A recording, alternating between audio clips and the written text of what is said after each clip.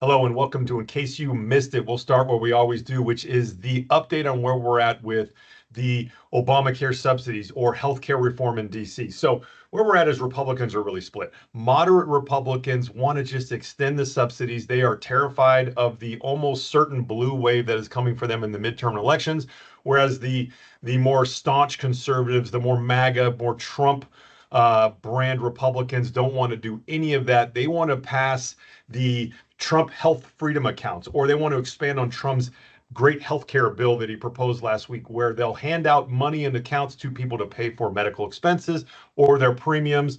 They also want to have these restrictions on insurance companies posting specifically how often they're denying care. They want to rein in pharmacy benefit managers, which are in fact responsible for increasing prices and a lot of waste in the pharmacy space.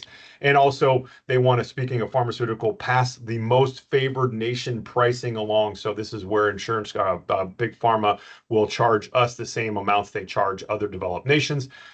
Senator John Thune, the majority leader in the Senate, is getting a lot of pressure from the Republican Party, most of the Trump Republicans, to just pass it using reconciliation, usually titled the nuclear option. This is the thing where you can get this done in the Senate with just a simple majority. This is what has been done on both sides of the House for many different things over the years, but is seen as a real problem in future years and rubs the other party the wrong way. So we'll see what happens there.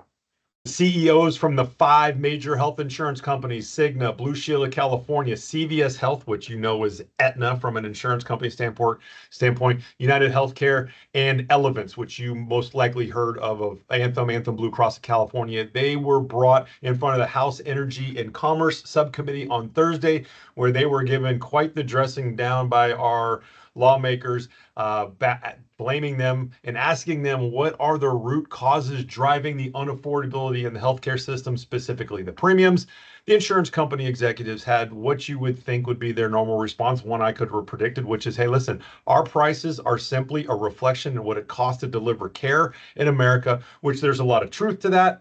But lawmakers pushed back, citing consolidation. There's a lot of insurance companies now that are owning medical groups. They own the pharmacy benefit managers.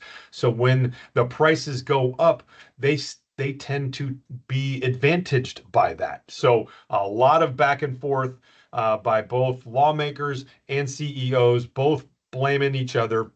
Of course, the healthcare executives are always going to say it's the cost of healthcare, stupid, and health and hospital and medical groups are going to say it's the private insurance company, stupid. So they're always pointing fingers back and forth. There is blame to go around for everybody. Every part of the healthcare system needs to be touched and needs to be fixed for us all to have more affordable care. But we are where we are. Personally, this feels like a big PR stunt, kind of something where this administration can point to activity on lowering healthcare costs.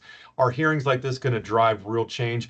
Very unlikely, although we are starting to see a lot of bipartisan agreements and legislation being formed that would really attack the consolidation of the healthcare space, the monopolies that some of these entities have in our healthcare, which is not helpful for price suppression.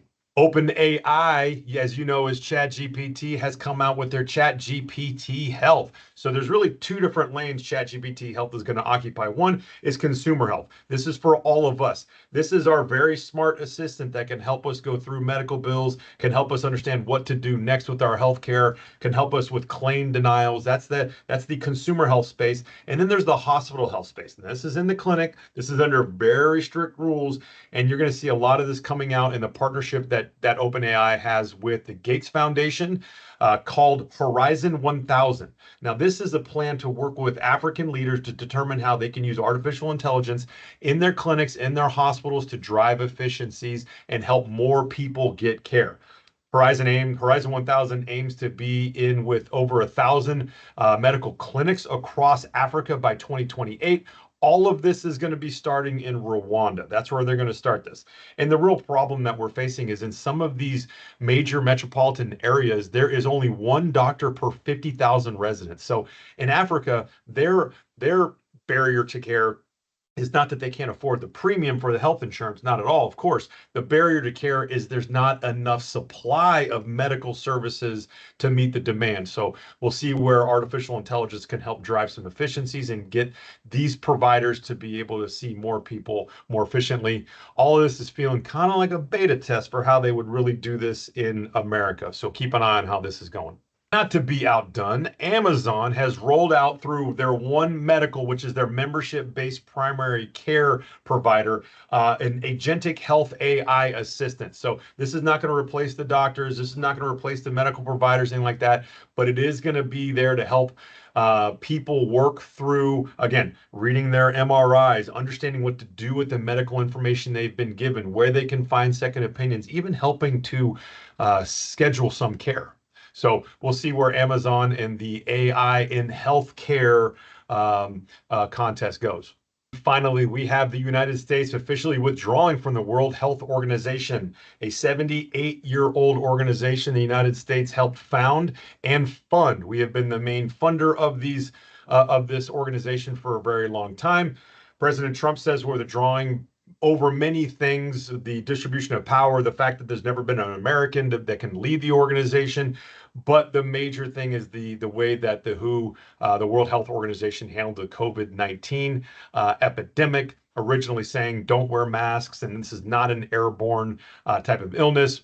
That at which it took them until 2024 to walk back. So Trump has been very critical on how they've handled things and their power structure. And the critics are, of course, saying the withdrawal will hurt the global response to new outbreaks. It will hobble the ability of U.S. scientists and pharmaceutical companies to develop the next batch of drugs that are needed.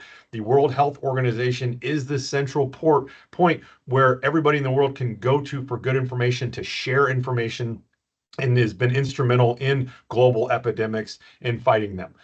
Just to give you an idea of what this costs America a year, there's a $111 million per year membership fee, and we give voluntarily somewhere in the amount of about $570 extra million per year.